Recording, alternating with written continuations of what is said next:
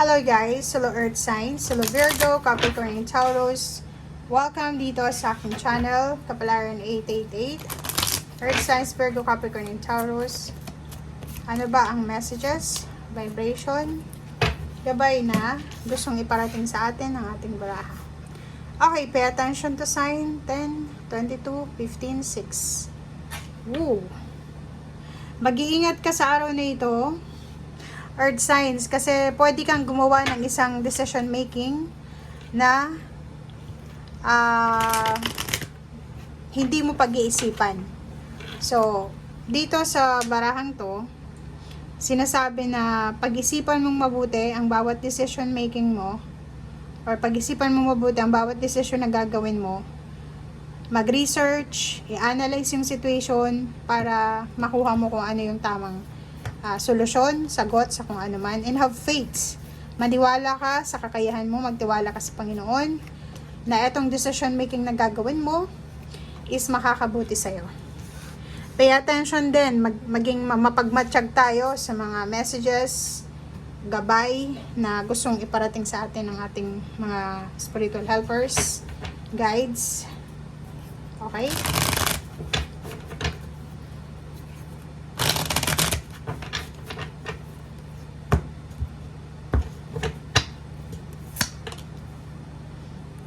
Mag-iingat ka sa araw na ito. Nako, Earth Signs, Virgo, Capricorn, and Taurus. Nako, nakakaloka tong message na to. Sa araw na ito, mag-iingat ka dahil meron ditong Air Signs, Gemini, Libra, and Aquarius, or kung sino man ito na taong ito na magiging dahilan ng pag-aaway, magiging dahilan ng diskusyon, magiging dahilan ng mga samaan ng loob. Okay? Yon ang kailangan mong pag-ingatan sa araw na ito. Choose peace.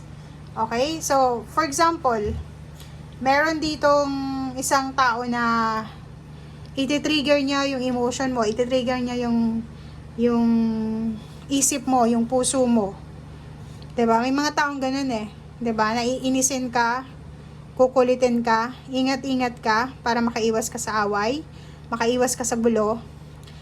Mas piliin mo yung peace and harmony. Umiwas ka na masaktan ka or makasakit ka ng ibang tao. And hindi ito dapat yung focus mo sa ngayon. Okay? Ang focus mo dapat is etong Ace of Coins and Chariot.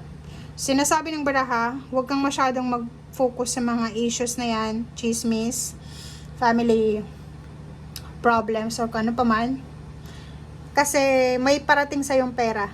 Pwedeng may offer ng work, business, may offer ng additional income, may pwedeng pagkakitaan dito, may travel, may victory and success.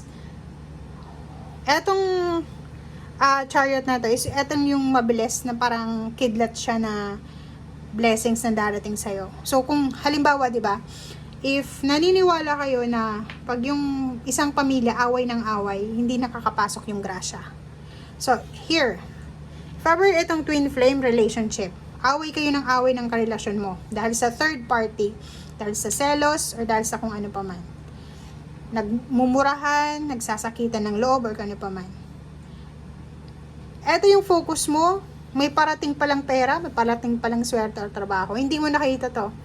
Kasi dito ka nakafocus. So pay attention to signs, panaginip,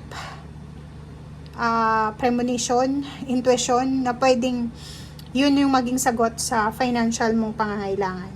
Okay? Huwag kang mag-focus sa gulo. Huwag kang mag-focus sa mga petty